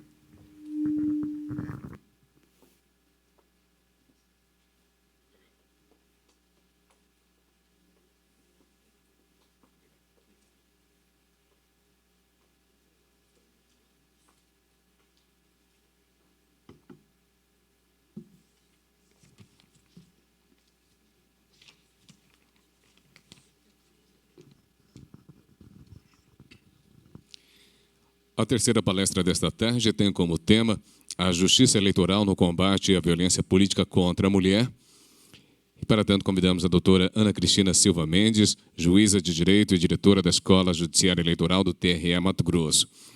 A doutora Ana Cristina é pós-graduada em Direito Penal e Processual Penal, fez estágio em Direito comparado na University of Georgia International Judicial Training Program in Judicial Administration.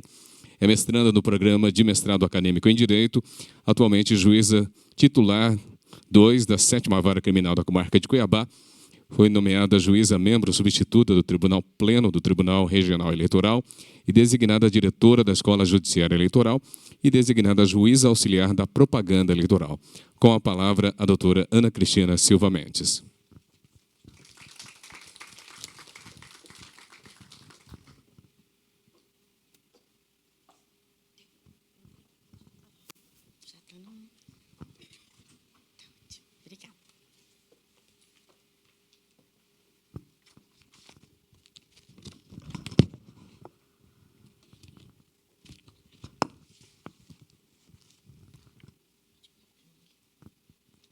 Boa tarde a todos e todas. É um prazer estar aqui, mais uma vez, podendo falar um pouquinho a todos sobre um assunto que é tão empolgante, né, doutora Érica, que a gente fica aqui um tempão. E já tivemos aí as palavras, a palestra da ministra, que foi simplesmente um espetáculo à parte, e ainda nos trouxe grandes conhecimentos.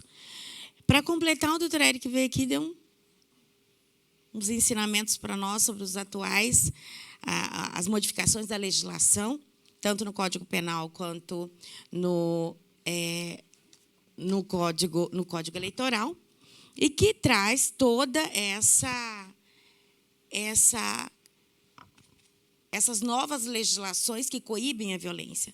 Mas eu venho aqui falar um pouquinho da atuação da Justiça Eleitoral no combate à violência política contra a mulher no Brasil. E antes eu gostaria de começar dizendo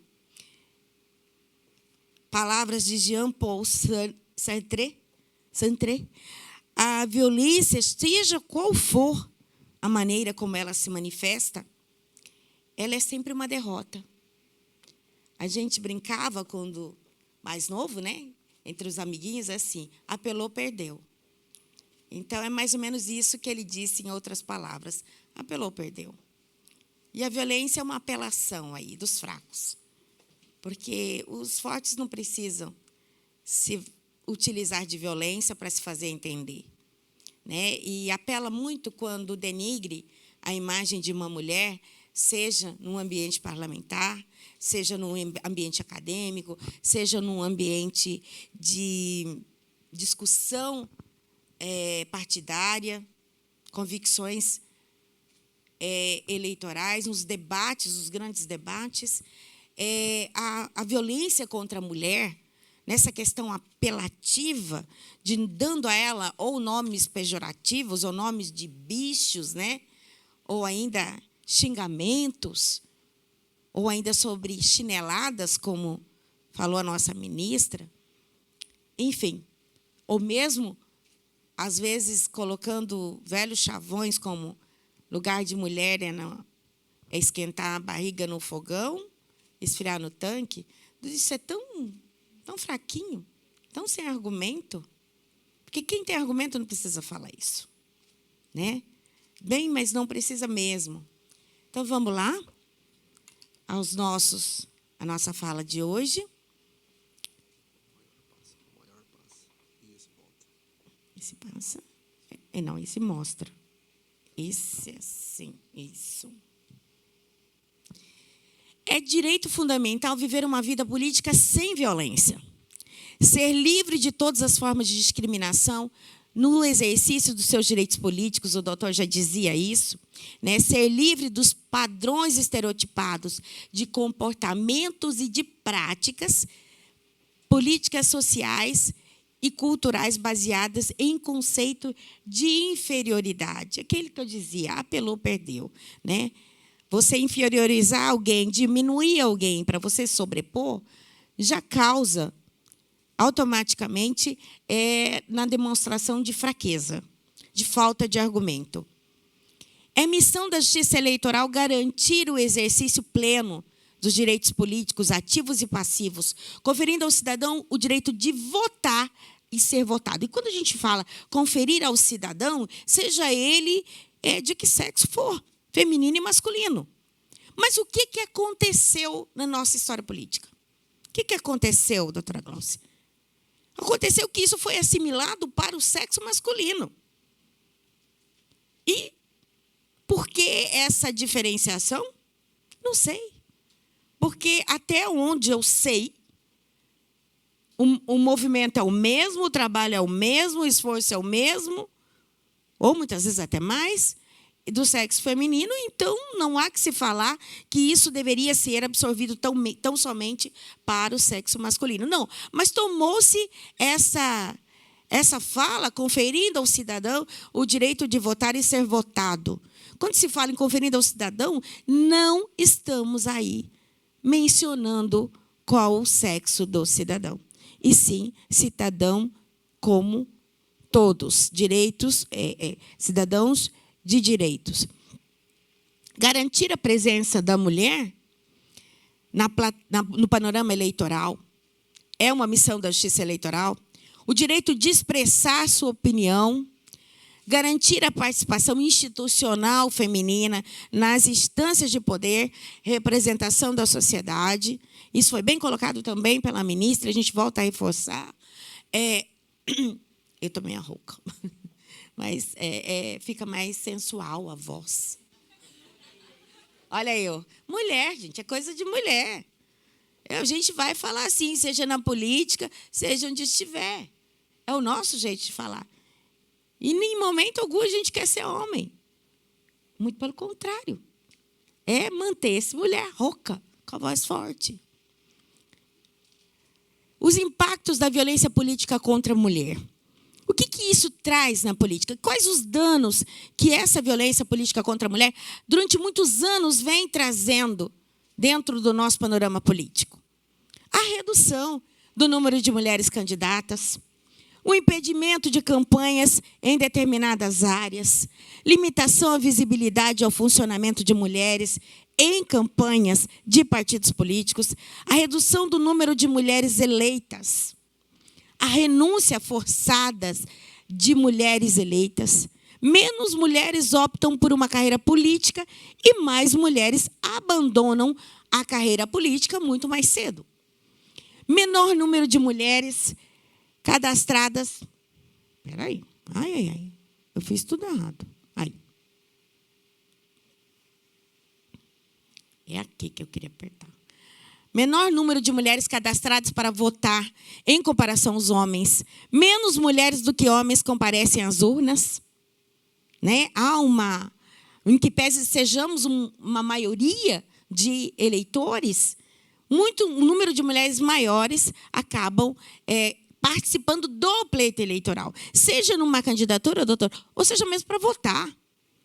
Porque o desinteresse vem justamente dessa violência política que já somos alvo há décadas, anos. Menos mulheres, menos ativismo político por parte das mulheres, uma mudança nas preferências ou padrões de votação, dificuldade em recrutar mulheres para mesas de votação, até nisso. Aqui são os casos que se estabeleceu ou se mostrou como violência política, nos últimos tempos. Nós tivemos o caso da Nise Yamaguchi, que diz que sofreu desrespeito e humilhação na CPI da Covid e ela processa senadores. Agora, recentemente, esse caso aqui bem se enquadra, na verdade, ao caso do artigo 359-P. Né? Esse primeiro aqui seria um exemplo, um modelo, porque não foi num contexto de eleição. Aplicaria, sim, o 359-P, já mencionado pelo doutor. Mas, outro dia, assistindo a um debate entre os candidatos à presidência da República, uma das candidatas citou até esse caso como sendo uma violência política. Né? Eu achei interessante, muito embora o caso mais se amolde, como eu disse, ao caso estabelecido no 359. A campanha de Tebet rejeita questionar violência política de gênero na justiça. TRE aceita denúncia contra Rodrigo Amorim por violência política de gênero. Em maio, durante sessão da Alerj, Amorim fez ofensas transfóbicas direcionadas à Câmara Municipal de Niterói. A primeira e única vereadora transexual da cidade de Beni... é o nome dela. A cidade é Beni Papapai, não consigo ler. Segundo a desembargadora, é a primeira ação penal proposta em relação ao crime. O Ministério Público não vê crime em sessão que chamou vereadora de histérica. Isso aqui é Mato Grosso. A vereadora relata ter sofrido diversas vezes violência política de gênero na Câmara. Esses são os casos bem recentes e emblemáticos. Ainda vamos ter, por um tempo, uma certa dificuldade, até mesmo nas interpretações, aquilo que o senhor dizia. A jurisprudência vai trazer uma regulamentação. Né? Nós passamos muitos anos trabalhando a Constituição Federal no artigo 102, dizendo ele não é regulamentado. Na verdade, essa regulamentação aí de que falamos seria mais uma jurisprudência que vai trazer os case list, né, para nós, que vão trazer muito mais ensinamentos para que possamos estabelecer melhor o que é, e dentro de um campo tão aberto como o doutor colocou naquele artigo com o artigo do Código Eleitoral, com diversos tipos penais inseridos, né, vários verbos no tipo penal. Nós tratamos ali de um tipo penal bem aberto. Então, a jurisprudência vai conseguir aí nos ajudar bastante quando dá dessas interpretações.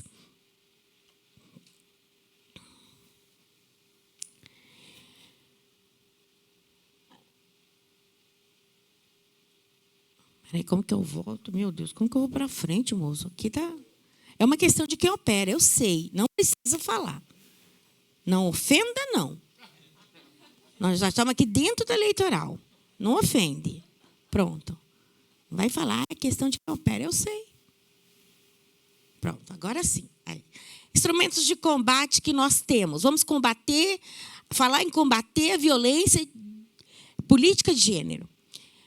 Cota para candidatura feminina, conforme estabelecido pela Lei 12.034 de 2009. Ela trouxe, nesse primeiro momento, uma regra que vinha com o objetivo de combater essa política de gênero.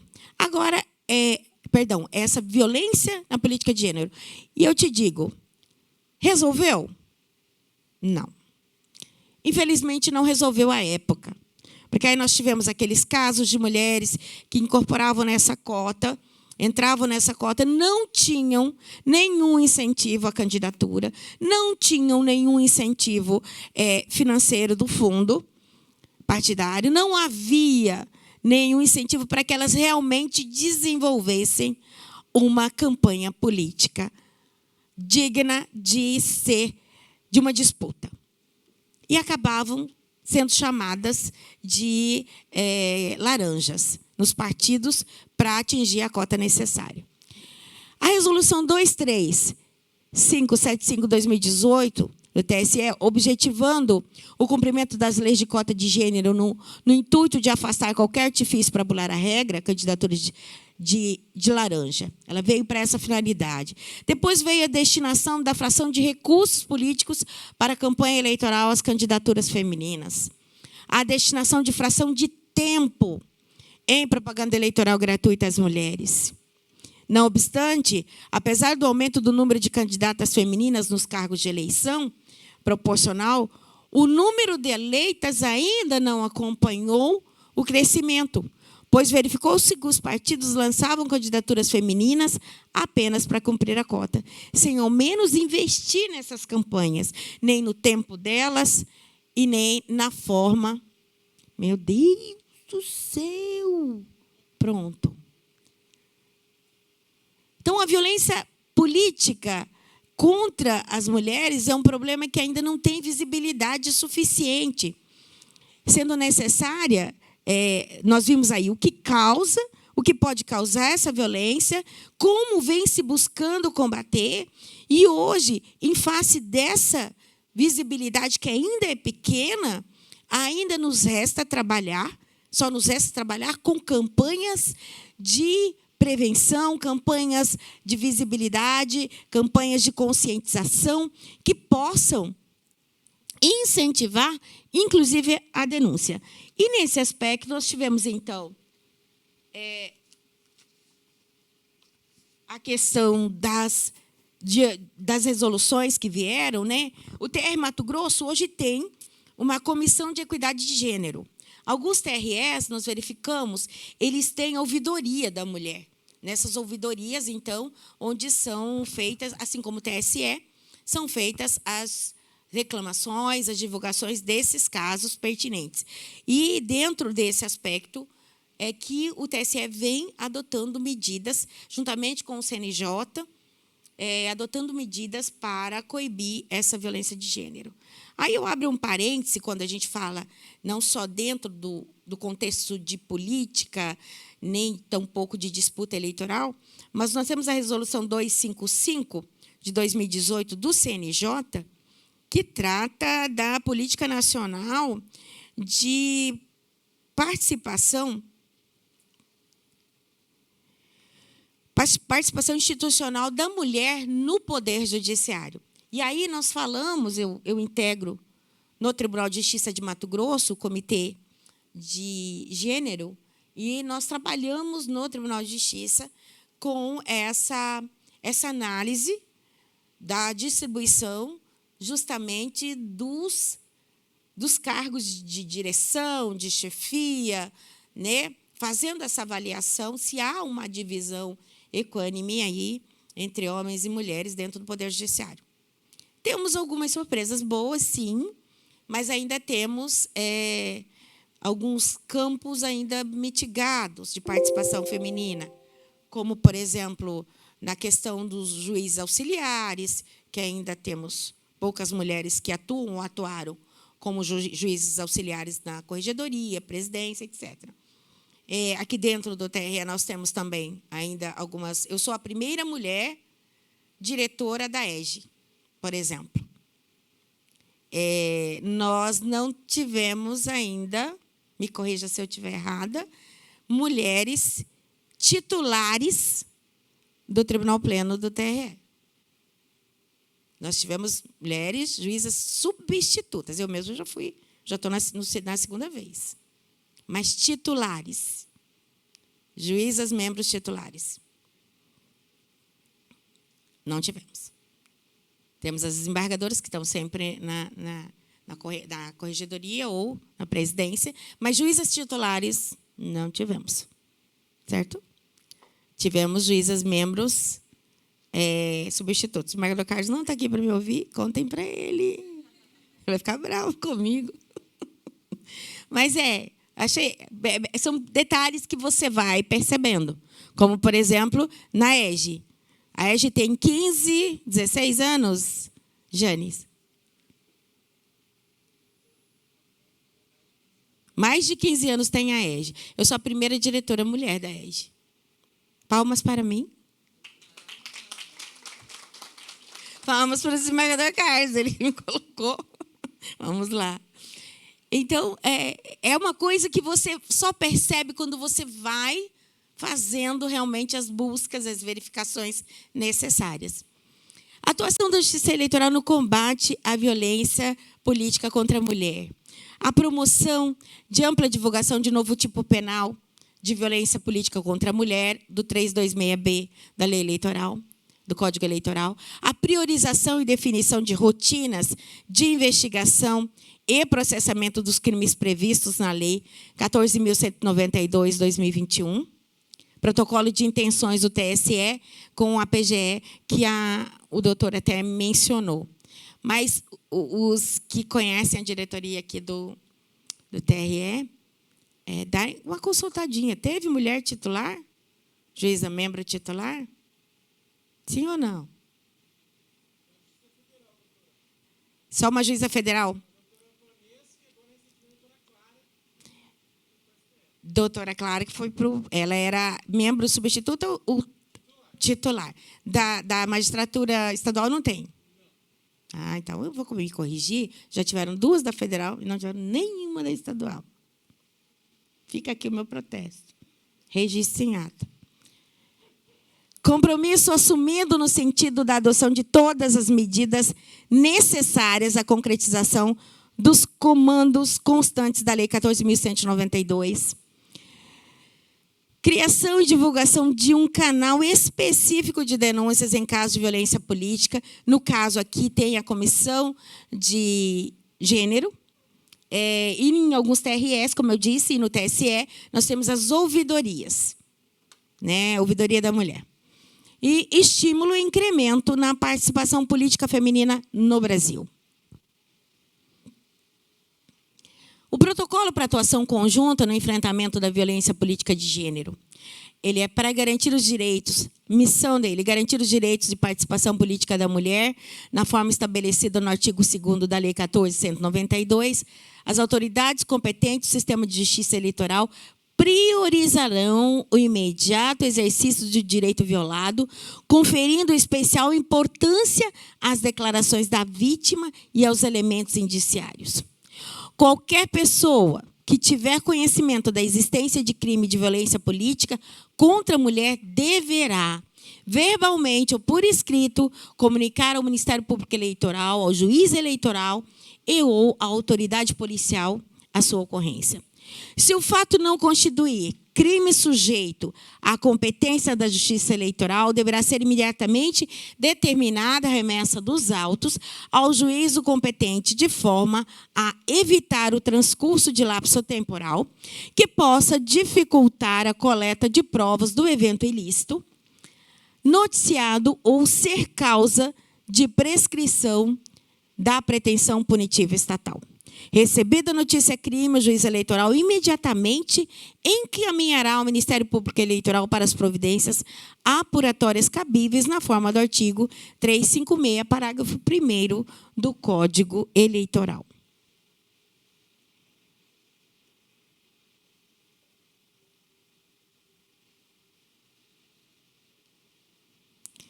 quando eu... Meu tempo foi bem rapidinho, acabou? Volta. Ai, que delícia. Então, dá para falar bastante coisa ainda. Bom, mas essa questão é, resumidamente, uma questão nova. Só esse combate veemente da violência política contra a mulher, ele está acontecendo agora.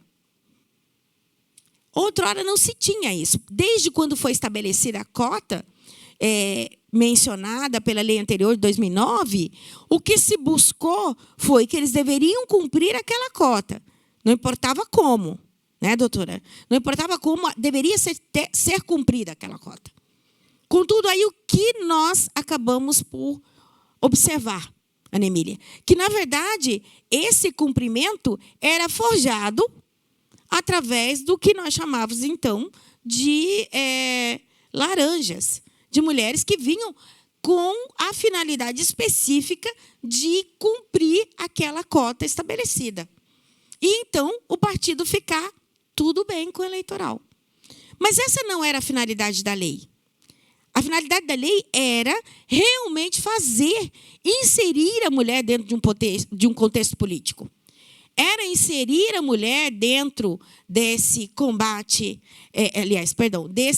desse pleito eleitoral, dessa disputa eleitoral, e ter para ela um espaço de poder dentro do legislativo, um espaço realmente conquistado pela legislatura, pelo pleito eleitoral. Para uma legislatura feminina, de acordo com os votos, de acordo com a aceitação, de acordo com o processo democrático de direito.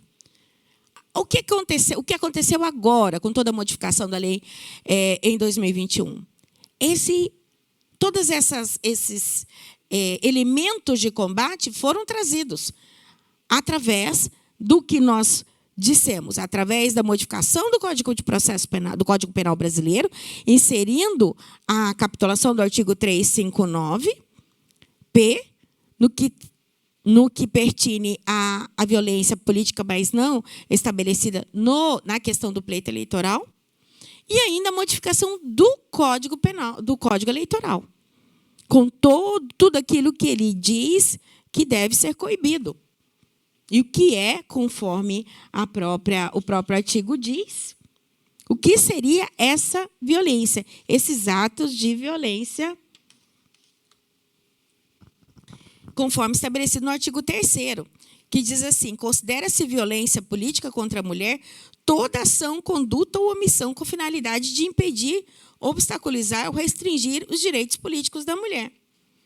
Ora, essa definição, ela veio justamente depois de se observar que ter só a cota não bastava. Era preciso que se combatesse as ações e omissões que estavam ocorrendo e que impediam, seja o cumprimento de um mandato eletivo ou mesmo a inserção dentro da disputa política, né, a manutenção da candidatura e levar a efeito essa candidatura até o final. Então, a violência política de gênero acontece, na maioria dos casos, não em forma de agressão política, mas em ameaças, em intimidação psicológicas, humilhações, ofensas. E, nesse aspecto, é necessário, então, uma dinâmica de buscando coibir essas ações ou omissões contrárias a qualquer evolução do pleito eleitoral, da política com a participação feminina. E aí, então, a gente cita essa frase de Miguel Foucault, que diz assim: mas o que há, enfim, de tão perigoso no fato de as pessoas falarem e de seus discursos proliferarem indefinidamente? Onde, afinal, está o perigo? Onde está o perigo de você deixar a mulher falar? Onde que está o perigo de você deixar a mulher participar e dela fazer o seu discurso? Eu coloquei aqui. Aí já não é mais Michel Foucault, já sou eu. Especificamente, nesse caso de mulheres, conquistarem mais espaços de poder. Essa é a resposta. Onde está o perigo? O perigo está exatamente nisso, nessas conquistas de espaço de poder. Quando você quer que uma coisa seja feita, chame um homem. Se você quer que uma coisa seja bem feita, chame uma mulher.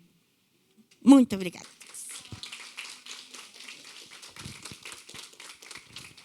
Não é ofensa, meninos, é só uma constatação.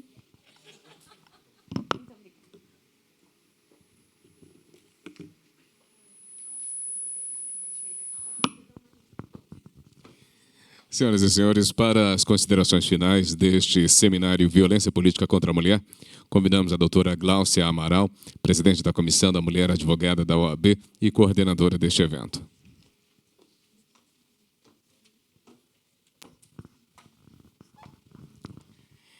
Eu gostaria de agradecer a todos os presentes, online e presencialmente aqui. Vejo muitas mulheres integrantes da Comissão da Mulher Advogada da OAB, muitas advogadas, integrantes da Comissão de Direito Eleitoral, de Mediação também, Rafaela Haddad. Agradeço a presença da doutora Ana Emília Brasil, representando o C Mulher do Tribunal de Justiça, que desenvolve um trabalho fantástico no combate à violência e no estímulo à igualdade de gênero. Comissão também de Processo Civil da OAB. Esses momentos são importantes para a gente discutir, conhecer os contornos de um crime que, afinal de contas, entrou no nosso ordenamento há um ano, né? Fez aniversário agora em agosto. Mas também são importantes para a gente descobrir, por exemplo, grandes palestrantes, como a doutora Ana Cristina, que para sempre vai ser chamada para fazer as palestras. Acho que a gente vai inaugurar o bordão "apelou, perdeu". E a todos os palestrantes que estiveram, como disse a desembargadora Helena, a palestra da ministra foi extremamente empolgante. O doutor Eric Masson realmente conseguiu explicar com muita técnica o que era esse crime. Eu estou encerrando, porque eu agora estou substituindo a ESA, a Escola Superior da Advocacia, que encerraria. Então, eu quero agradecer muito por vocês estarem aqui, às vésperas de feriado, 18 horas, para ouvir sobre esse tema. Mas, como eu estou substituindo quase todas as funções da Ordem dos Advogados do Brasil, hoje, aqui, eu gostaria, inclusive, de dar a OAB como um exemplo. Que, em um determinado momento, que foi no ano passado, a OAB decidiu modificar a sua própria estrutura interna e, hoje, todos os cargos, todas as estruturas de decisão, todas as diretorias, todos os cargos eletivos internos da OAB são ocupados 50% por homens e 50% por mulheres. Isso não foi fácil, a expressão usada era: alguns homens vão ter que se levantar da cadeira e ceder o lugar para mulheres. E é isso, com esse exemplo da OAB, que também é exemplo de outros países vêm fazendo, inclusive em suas constituições, que eu encerro tenho o privilégio de encerrar esse seminário, sonhando que um dia no Brasil isso ocorra, que seja 50-50, não 30-70 e 30 laranjas, 50-50, em todos os cargos eletivos neste país.